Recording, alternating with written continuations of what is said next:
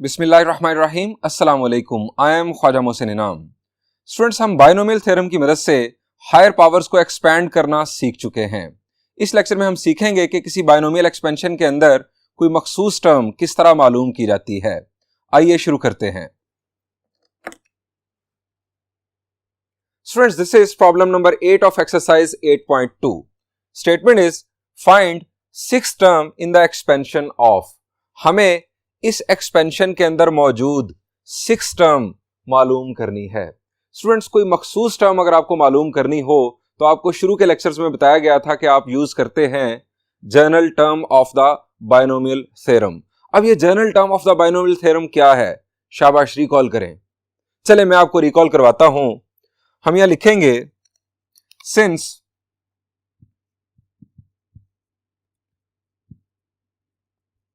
General term of binomial theorem is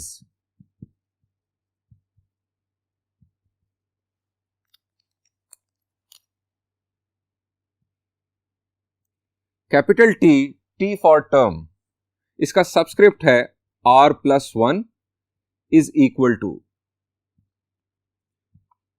NCR a raise to power n minus r और b raise to power r। अब ये a होगी हमारी first term यहां पर x² और b होगी हमारी सेकंड टर्म यहां पर -3/2x। n हमारे पास है इंडेक्स दैट इज 10 और r का फैसला किस तरह से होगा? स्टूडेंट्स, हमें यहां पर कहा गया है कि सिक्स टर्म मालूम करनी है। अब अगर मुझे यहां पर बनाना है T6 यानी सिक्स टर्म, तो r की वैल्यू क्या होनी चाहिए? शाबाश, r+1 को बनना है 6, तो r की वैल्यू क्या होगी? जी बिल्कुल, r की वैल्यू होगी 5। सो हम यहां पर कंटिन्यू करते हैं कि हम किस तरह से इस प्रॉब्लम को सॉल्व करेंगे। हम लिखेंगे here n is equal to 10, a की वैल्यू x², b की वैल्यू -3/2x। अब हमें चाहिए है r की वैल्यू। r की वैल्यू के लिए हम लिखेंगे to find six term we will have to put r is equal to 5।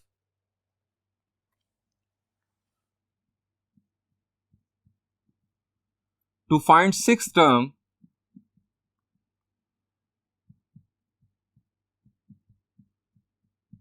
we will put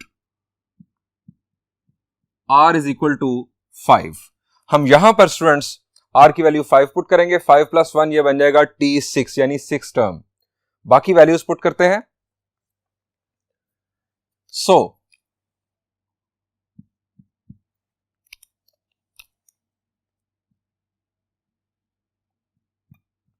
5+1 is equal to NCR, ये बन जाएगा 10C5। a की value students x², n minus r, n की वैल्यू हमारे पास है 10 - 5 और b की value -3/2x।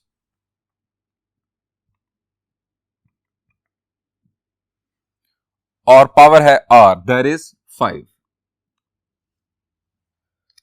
Students, यहां पर बन गया हमारे पास T6 सिक्स टर्म। अब हमें ये कैलकुलेशन परफॉर्म करना है। स्टूडेंट्स, 10C5 आप कैलकुलेटर की मदद से आसानी से कर सकते हैं। 10 - 5 इज 5, 5 2s are 10, x की पावर यहां पर बन जाएगी 10। यहां पर अगर हम देखें तो माइनस है और होल पावर है 5। अब माइनस होल पावर ऑड क्या होगा? माइनस जिंदा रहेगा। इस माइनस को आप यहां लिख दें स्टार्ट पर, चूंकि ये प्रोडक्ट परफॉर्म हो रहा है सो इस माइनस ने यहां पर आ जाना है। अब आप ये सारी कैलकुलेशंस परफॉर्म कर दें, कोई मसला नहीं होगा। 10C5 परफॉर्म करने के लिए यूज करते हैं कैलकुलेटर।10C5 है 252।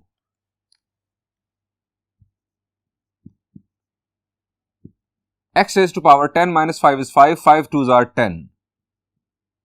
यहां पर 3 raise to power 5, 3 raise to power 5 is 243 divided by 2 raise to power 5 आप जानते हैं 32 और x रेज टू पावर 5. अब स्टूडेंट्स फर्दर सिंप्लीफिकेशन क्या हो सकती है? शाबाश, बेसिस सेम, ऊपर पावर बिगर है नीचे स्मॉलर है, सो क्या होगा कि हम इसको ऊपर ले जाएंगे ताकि पावर पॉजिटिव रहे. 10 माइनस 5 पावर बन जाएगी 5, x रेज टू पावर 5 हमारे पास रिजल्ट आ जाएगा इसका. अब इन नंबर्स की सिंप्लीफिकेशन कैंसलेशन अगर मुमकिन हो हमें परफॉर्म करनी है. स्टूडेंट्स अगर आप गौर करेंगे तो आपको पता चलेगा कि 252 और 32 दोनों 4 पर कैंसिल किए जा सकते हैं. 4 8s are 32 और यहां पर 4 6 are 24, 1 carry 4 3s are 12.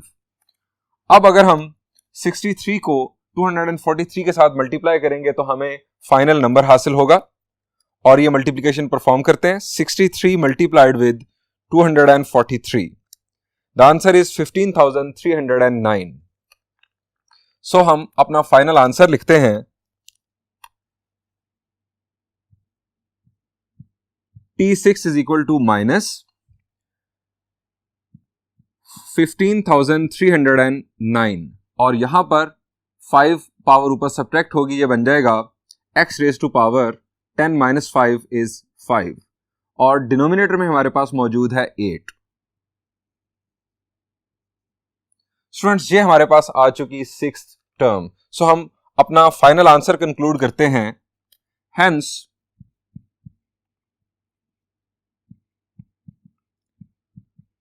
Sixth term is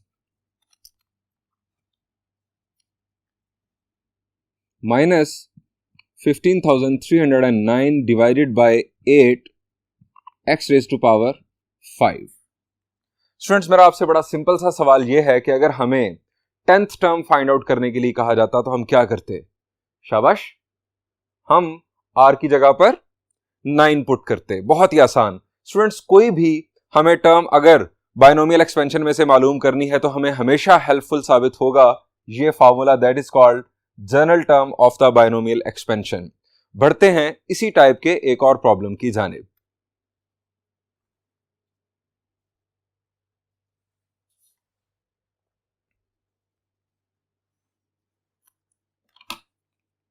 students this is problem number 6. इस प्रॉब्लम के 4 पार्ट्स हैं. मैं आपके लिए सॉल्व करने जा रहा हूं पहले सेकंड पार्ट. स्टेटमेंट है find the term involving x raise to power -2 in the expansion of. आसान अल्फाज में हमें इस बायनोमियल की एक्सपेंशन में वो टर्म मालूम करनी है कि जिसके अंदर x की पावर -2 हो. स्टूडेंट्स इस सवाल को इस तरह से भी किया जा सकता है कि आप x रेज टू पावर -2 वाली टर्म का कोएफिशिएंट मालूम करें. इस अंदाज में भी इस सवाल को पूछा जा सकता है. हमें इसकी एक्सपेंशन के अंदर अगर x रेज टू पावर -2 वाली टर्म मालूम करनी है तो अगेन हमारे काम आएगी general term. This is general term of the binomial theorem. अब हम r की वैल्यू किस तरह डिसाइड करेंगे ये अभी आपको बताऊंगा इसके सॉल्यूशन के अंदर. स्टूडेंट्स यहां पर n की वैल्यू है हमारे पास 13,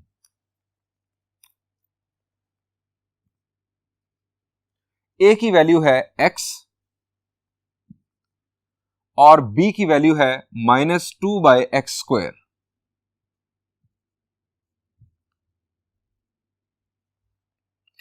वैल्यूज पुट करते हैं इस जनरल टर्म के अंदर.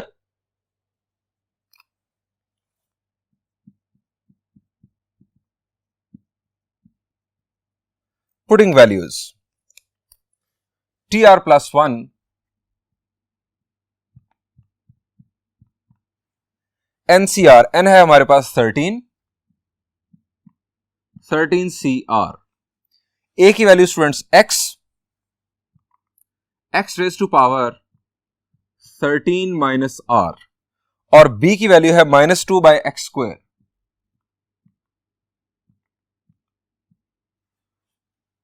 Whole power r. अब हमें वो टर्म मालूम करनी है कि जिसके अंदर x की पावर -2 हो। स्टूडेंट्स x यहां पर भी है, x यहां पर भी है। आप सिंप्लीफाई करेंगे और x को एक जगह पर इकट्ठा कर लेंगे, यानी मल्टीप्लिकेशन परफॉर्म करके x को एक जगह पर ले आएंगे।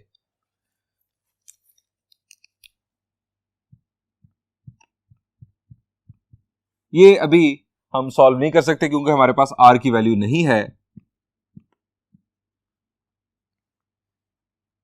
यहां पर हमारे पास स्टूडेंट्स क्या बन जाएगा, शाबाश, ये r मल्टीप्लाई होगा 2 के साथ तो x raise to power 2r। इसको अगर हम न्यूमरेटर में ले आएंगे तो ये बन जाएगा x raise to power -2r।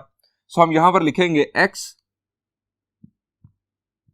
Raise to power 13 minus r, minus की पावर भी r, क्योंकि हमें अभी r की वैल्यू का नहीं मालूम कि ये इवन है या ऑड। सो हम यहां लिखेंगे -1 रेज टू पावर r, उसके बाद है 2 रेज टू पावर r, उसके बाद है x रेज टू पावर, चूंकि हम इसे ऊपर ले आए हैं सो ये बन जाएगा -2 मल्टीप्लाई हुआ r के साथ -2r। अब बेसिस सेम तो हम ये दोनों x आपस में मल्टीप्लाई कर सकते हैं। बेसिस सेम है तो पावर्स हो जाएंगी ऐड। सो नेक्स्ट स्टेप होगा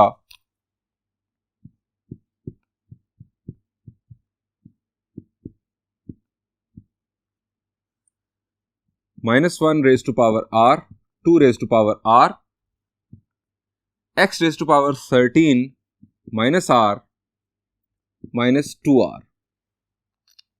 अब 13 माइनस r माइनस 2r ये बन जाएगा 13 minus 3r।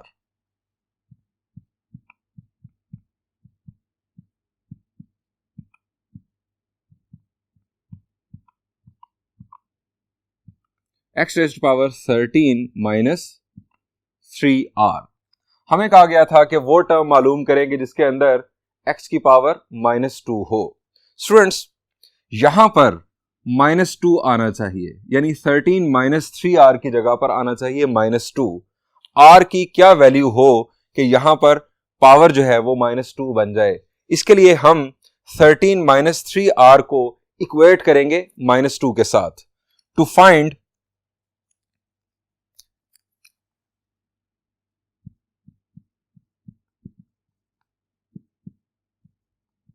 term involving x raised to power -2 equating 13 minus 3r is equal to -2। Students इस इक्वेशन को सॉल्व करने से हमें मिल जाएगी r की वैल्यू।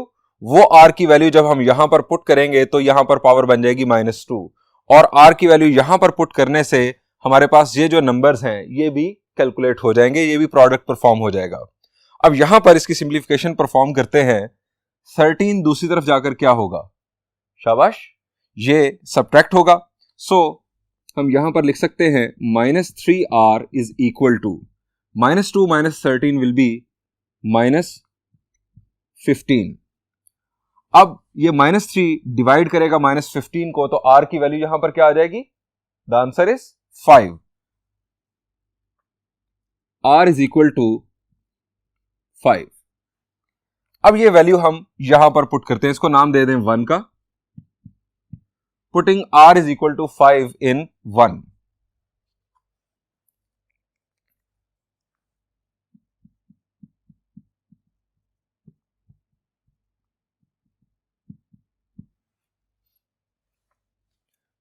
t r की जगह पर आ गया 5 प्लस 1, यानी 6 टर्म है हमारे पास जिसके अंदर x की पावर जो है वो -2 बनने जा रही है। 13c5 -1 raise to power 5, 2 raise to power 5, और उसके बाद x 13 माइनस 3 इंटू 5। अब हमें ये कैलकुलेशन परफॉर्म करना है। आप यहां पर देख सकते हैं कि 5 3 are 15, 13 माइनस 15 बन जाएगा -2। लेफ्ट साइड पर हमारे पास आ गया T6 is equal to 13c5 हमें कैलकुलेट करना है। इसके अलावा यहां पर है -1 raise to power 5, -1 raise to power 5 का क्या होगा जी, आंसर आ जाएगा माइनस तो यहां पर माइनस पहले लगा लेते, यानी ये हमने परफॉर्म कर दिया। अब 13C5 कैलकुलेट करते हैं और उसके बाद 2 रेज़ टू पावर 5।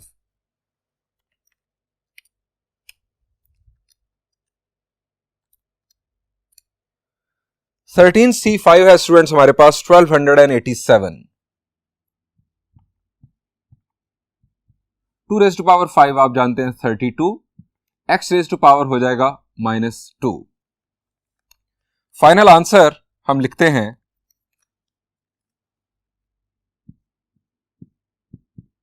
-1287 को मल्टीप्लाई करते हैं 32 के साथ, it is 41,184 x raise to power -2। Students ये है वो टर्म के जिसके अंदर x की पावर है -2। स्टूडेंट्स इस सवाल को इस तरह से भी पूछा जा सकता था कि आप x रेज़ टू पावर -2 वाली टर्म का कोएफिशिएंट मालूम करें। तो इस टर्म का कोएफिशिएंट क्या है? शाबाश, कोएफिशिएंट है -41,184। आप आंसर इस तरह से लिखते, the coefficient of x raise to power -2 is this. यानी इस तरह से आप इस प्रॉब्लम को कंक्लूड करते अगर प्रॉब्लम कोएफिशिएंट के बारे में किया जाता। स्टूडेंट्स बढ़ते हैं इसी टाइप के एक और प्रॉब्लम की जानिब।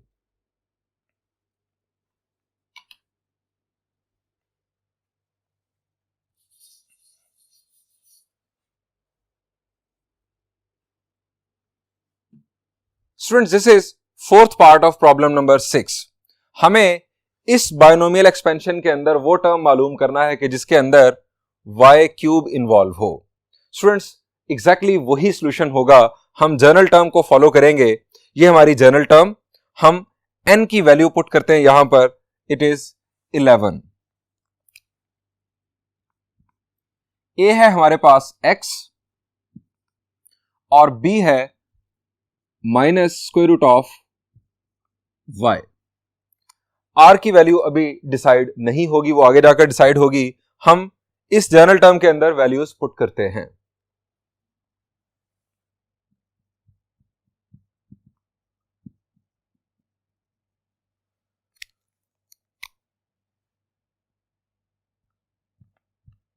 TR+1 is equal to NCR, यानी यहां पर बन जाएगा 11CR। A की वैल्यू है x raise to power 11 -r, और b की value -√y whole power r। अब स्टूडेंट्स इसे सिंप्लीफाई करते हैं।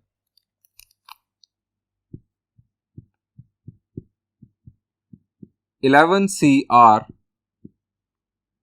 इसके बाद ये माइनस की पावर r, हम इसे लिख सकते हैं -1 raise to power r, x raise to power 11 -r। अब y की पावर है हमारे पास स्क्वायर रूट। अब स्क्वायर रूट का मतलब है 1/2, 1/2 r के साथ मल्टीप्लाई हुआ तो ये बन जाएगा r/2।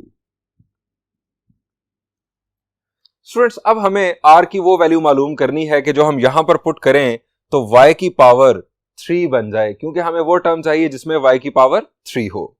आप जरा सोचें कि r की वैल्यू क्या पुट करें कि पावर 3 बन जाए। शाबाश जी, r की जगह पर अगर हम 6 पुट करेंगे तो 6 डिवाइडेड बाय 2 विल बी 3, यानी यहां पर भी 6 पुट होगा, यहां पर भी 6, यहां पर भी 6, और ये कंप्लीट टर्म इवेल्युएट हो चुकी होगी। हम यहां पर लिखेंगे फॉर फाइंडिंग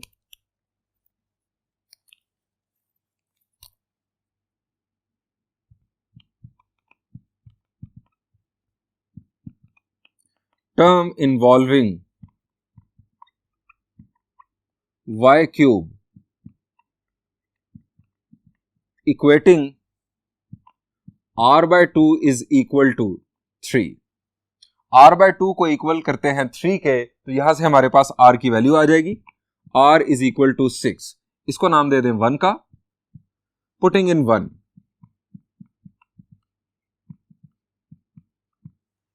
जहां जहां r है वहां वहां हम 6 पुट कर देते हैं।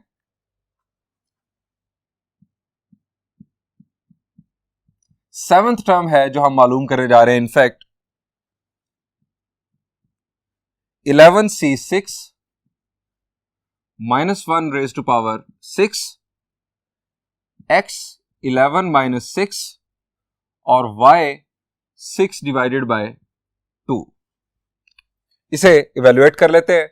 माइनस 1 रेज टू पावर 6 क्या होगा? Minus 1 raise to power even है, सो माइनस एलिमिनेट हो जाएगा। हमें 11c6 इनफैक्ट कैलकुलेट करना है। T7 11c6 कैलकुलेटर की मदद से कैलकुलेट करते हैं।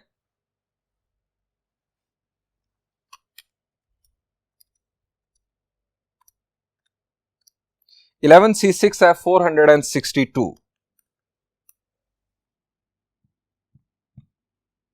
यहां पर x रेज टू पावर 5 और y की पावर आ गई 3।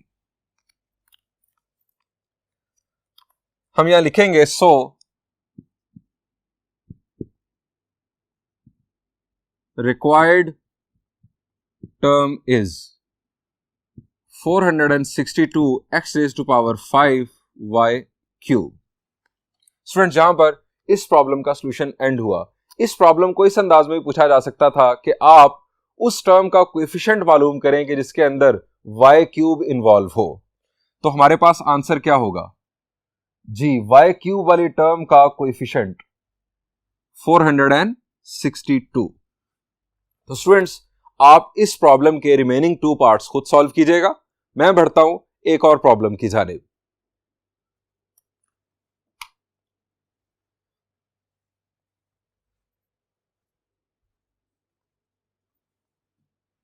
Students, this is problem number 7 second part. इसके 2 पार्ट्स हैं। फर्स्ट पार्ट आप खुद सॉल्व कीजिएगा, बआसानी आप सॉल्व कर लेंगे। स्टूडेंट्स, इसके अंदर हमें कोएफिशिएंट मालूम करना है x raise to power n का।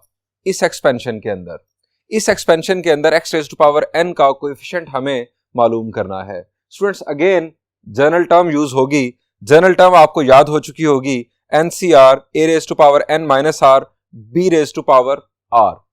अब हम यहां पर अगर देखें तो a की वैल्यू है x स्क्वायर, b की वैल्यू है -1 ओवर x और n इंडेक्स यहां पर जो है वो है ट्वाइस ऑफ n। हम यहां पर लिखेंगे हेयर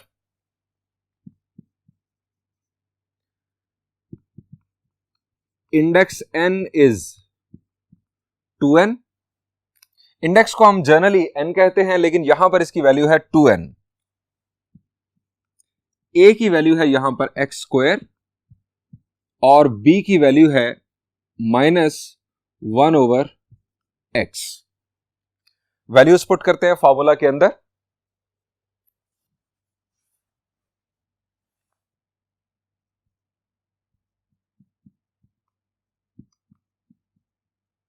पुटिंग वैल्यूज,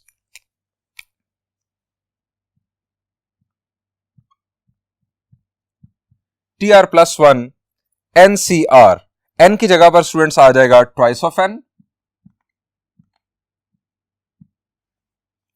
a की जगह पर आ जाएगा x square, n minus r, n की जगह पर 2n माइनस r, b की जगह पर -1 over x whole power r। Students, यहां पर भी x 2 जगहों पर है। हमें x की पावर चाहिए n और फिर उस टर्म का हमें कोएफिशिएंट चाहिए जहां पर x की पावर होगी n। अब x है 2 जगहों पर, हम इसको सिंप्लीफाई करके x को एक जगह पर कंबाइन करने की कोशिश करते हैं। हम इसे लिखेंगे TR plus 1 is equal to 2NCR, minus यहां पर मौजूद है तो हम लिख लेते हैं -1 रेज टू पावर r। अब यहां पर ये 2 मल्टीप्लाई हो जाएगा 2n माइनस r के साथ, तो ये बन जाएगा x raise to power 2 2s are 4n minus 2r। अब ये है डिनोमिनेटर में x। अगर हम इसे न्यूमिनेटर में लेकर आएंगे तो इसकी पावर हो जाएगी -1। -1 जब r के साथ मल्टीप्लाई होगा तो ये बन जाएगा -r, x raise to power -r। अब बेसिस सेम है, पावर्स आपस में हो जाएंगी ऐड। हम इसे लिखेंगे TR plus 1 is equal to 2NCR -1 raise to power r x raise to power 4n minus 2r minus r,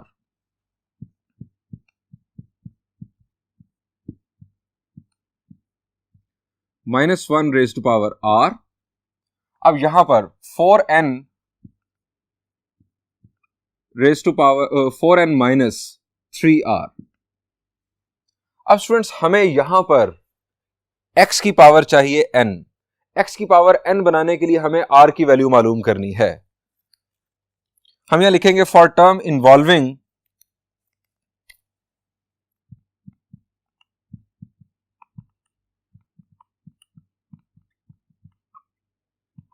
x raise to power n equating 4n minus 3r is equal to n। अब ये n left side पर आके subtract हो जाएगा और 3r को हम right side पर ले लेते हैं। 4n minus n will be 3n is equal to 3r। 3 cancel, n की वैल्यू आ गई r, या हम ये कहेंगे बल्कि r की वैल्यू आ गई n, क्योंकि हमें r की वैल्यू रिक्वायर्ड थी। n is equal to r। अब जहां जहां r है वहां वहां हम n पुट कर देंगे।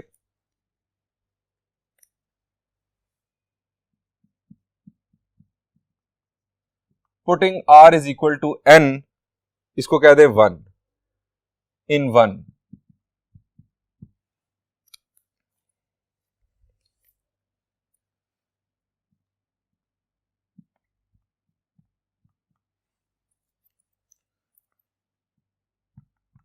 टू n r की जगह पर आ गया n minus 1 raise to power n, x raise to power 4n minus 3n। r की जगह पर स्टूडेंट्स हमने n पुट कर दिया। अब इसे हमने करना है सिंप्लीफाई। 4n माइनस 3n ये तो बन जाएगा x raise to power n, और ये स्टूडेंट्स बनेगा इनफैक्ट इसका कोएफिशिएंट। अब इसको हमने सिंप्लीफाई करना है, इस कोएफिशिएंट को, इसको साइड पर लिख लें minus 1 raise to power n। अब n का हमें मालूम नहीं है कि ये इवन है या ऑड है, सो इसी तरह से लिखा रहेगा 2ncn। यहां पर आप ncr का फॉर्मूला रिकॉल करें, शाबाश। ncr का जनरल फॉर्मूला क्या है जी? It is n factorial over r factorial into n minus r factorial. ये फॉर्मूला यहां पर यूज करते हैं, लिखा जाएगा 2n factorial over n factorial into 2n minus n whole factorial. यहां पर आ जाएगा हमारे पास x raise to power 4n minus 3n is n। अब ये फर्दर सिंप्लीफिकेशन परफॉर्म करते हैं। माइनस 1 raise to power n 2n whole factorial as it is n factorial, और यहां पर 2n minus n will be n factorial. n factorial into n factorial क्या बन जाएगा जी? It will be n factorial whole square, और ये x raise to power n। Students हमें कहा गया था कि आप उस टर्म का कोएफिशिएंट मालूम करेंगे जिसके अंदर x raise to power n involve हो। तो कोएफिशिएंट क्या बन रहा है जी? ये है कंप्लीट इसका coefficient.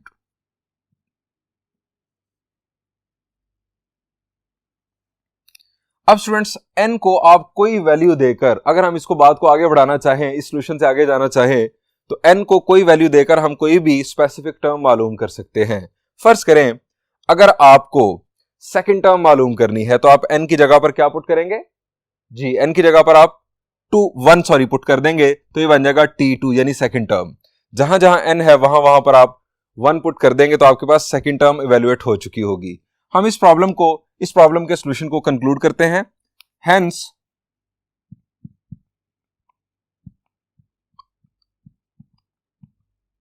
Coefficient of x raise to power n is equal to minus 1 raise to power n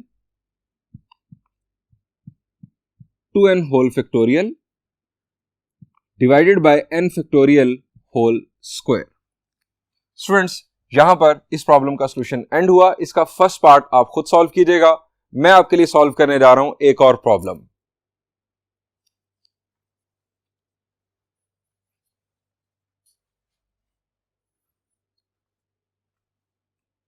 students this is problem number 9। इस प्रॉब्लम के 3 पार्ट्स हैं। मैं आपके लिए थर्ड पार्ट सॉल्व करने जा रहा हूं। तीनों पार्ट्स के लिए स्टेटमेंट सेम है। स्टेटमेंट है find the term independent of x in the following expansion, यानी हमें टर्म इंडिपेंडेंट ऑफ एक्स मालूम करनी है इसकी एक्सपेंशन के अंदर। Students term independent of x से मुराद क्या है? इससे मुराद है कि ऐसी टर्म जिसके अंदर एक्स मौजूद ही ना हो, एक्स से आजाद टर्म। अब एक्स से आजाद टर्म कैसे आएगी? ऐसी टर्म जिसके अंदर एक्स मौजूद ही ना हो, एक्स खत्म हो जाए, एक्स की क्या पावर हो कि एक्स एलिमिनेट हो जाए? शाबाश जी, एक्स की हम क्या पावर लेंगे कि एक्स एलिमिनेट होगा? जी, एक्स की पावर अगर 0 हो जाएगी तो एक्स एलिमिनेट हो जाएगा। X raise to power 0 will become 1। So हम इसका सॉल्यूशन स्टार्ट करते हैं। अब यहां पर एक और मसला यह है कि हमें 2 बायनोमियल एक्सपेंशंस का सामना है। अब इसको किस तरह से हम टैकल करेंगे ये जरा समझिएगा। यहां पर है 1 प्लस एक्स स्क्वायर। अब यहां पर अगर हम 1 प्लस 1 ओवर एक्स स्क्वायर के लिए एक्स स्क्वायर एलसीएम ले लें तो न्यूमरेटर में हमारे पास बन जाएगा 1 प्लस एक्स स्क्वायर। वो 1 प्लस एक्स स्क्वायर इस 1 प्लस एक्स स्क्वायर के साथ चूंकि बेसिस सेम होंगी तो मल्टीप्लाई हो सकेगा, ये पावर्स ऐड हो जाएंगी। ये काम किस तरह से होगा इसका सॉल्यूशन स्टार्ट करते हैं। हम लेफ्ट साइड पर एज इट इज ये एक्सप्रेशन कॉपी करते हैं।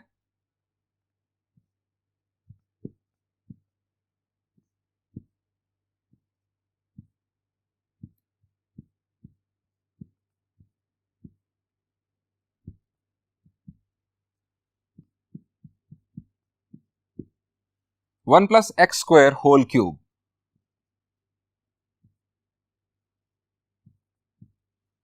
एक्स स्क्वायर एलसीएम यहां पर आ जाएगा x square plus 1 whole power 4।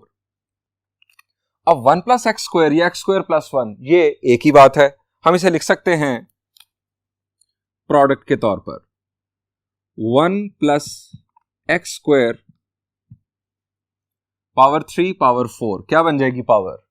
जी, बेसिस सेम तो पावर्स होंगी, ऐड ये बन जाएगी पावर 7 और डिनोमिनेटर में x की पावर थी 2, 2 4 जार 8। ये स्टूडेंट्स हमारे पास एक सिंपल एक्सप्रेशन हासिल हुआ। हम x रेज टू पावर 8 को न्यूमरेटर में ला सकते हैं x रेज टू पावर -8 के तौर पर।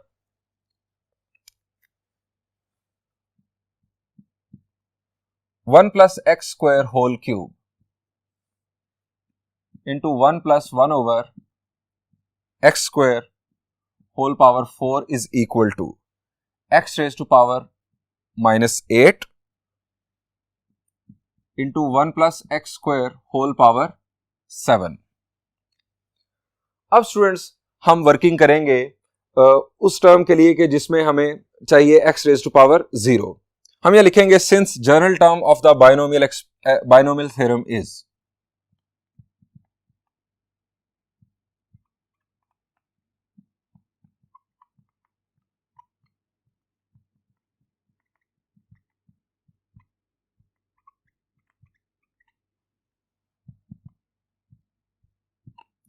TR plus 1 NCR AN minus R B raise to power R।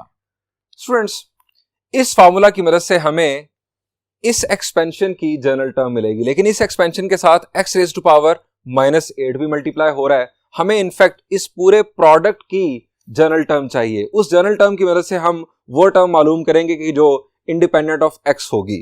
सो हम यहां पर लिखेंगे to find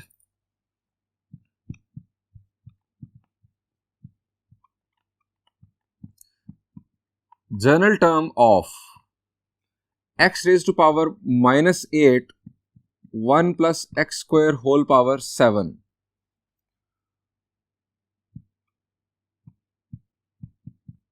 we will find. अब क्या फाइंड आउट करेंगे? TR plus 1 x raise to power -8 हम पहले लिख लेंगे, यानी ये प्रोडक्ट हो जाएगा इस जनरल टर्म के साथ NCR A raise to power N minus R और B raise to power R। इसकी जनरल टर्म हमारे पास अब हासिल होगी x रेज़ टू पावर -8 के साथ मल्टीप्लाई होने के बाद। अब वैल्यूज पुट करते हैं, पुटिंग वैल्यूज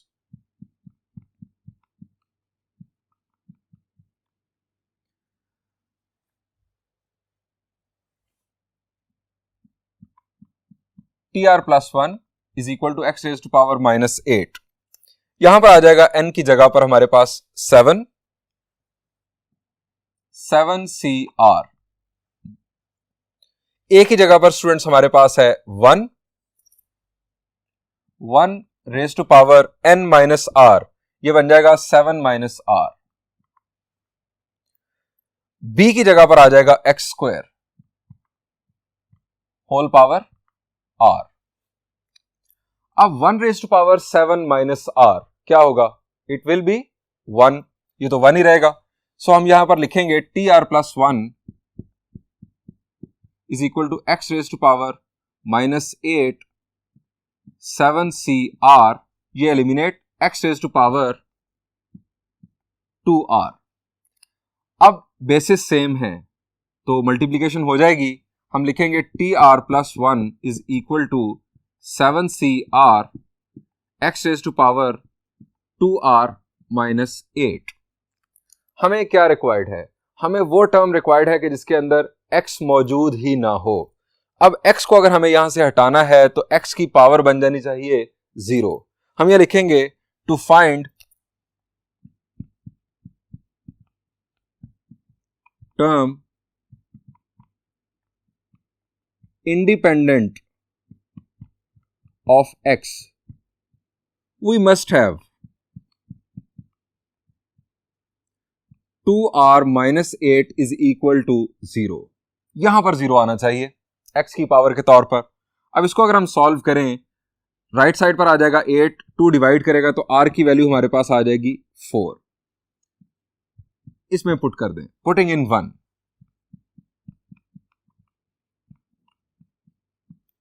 r की जगह पर हम 4 पुट करने जा रहे हैं।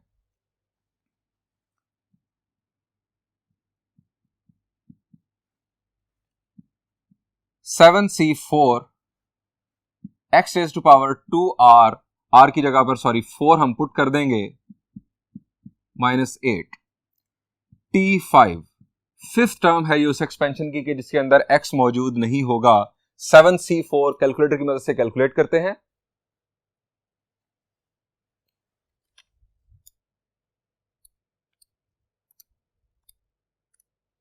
यह है हमारे पास 35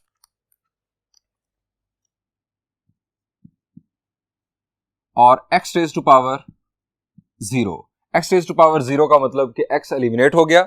सो हमारे पास जो टर्म है इंडिपेंडेंट ऑफ x वो इनफैक्ट है 35। हम कंक्लूड करते हैं अपना आंसर, हेंस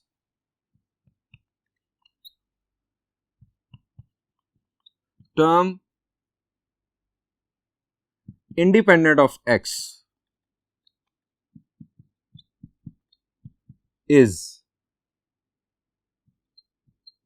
35। 35 है वो टर्म के जिसके अंदर x मौजूद नहीं है। स्टूडेंट्स इसके फर्स्ट 2 पार्ट्स आप आसानी खुद सॉल्व कर लेंगे।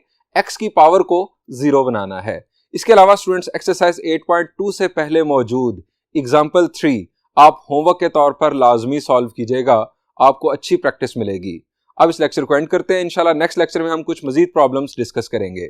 Thank you and Allah Hafiz.